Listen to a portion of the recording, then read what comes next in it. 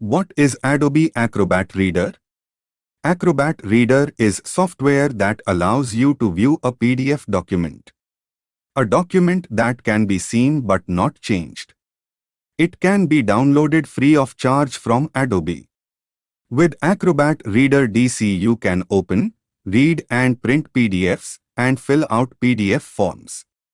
If you want to edit a PDF, convert a document to a PDF, or perform any other more complex tasks, consider purchasing or subscribing to Adobe Document Cloud PDF services or Acrobat DC.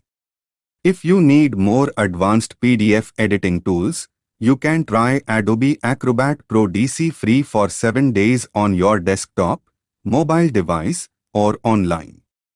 With Acrobat Pro for Mac or Windows, you can edit PDF text to fix a typo, change fonts, or add new content.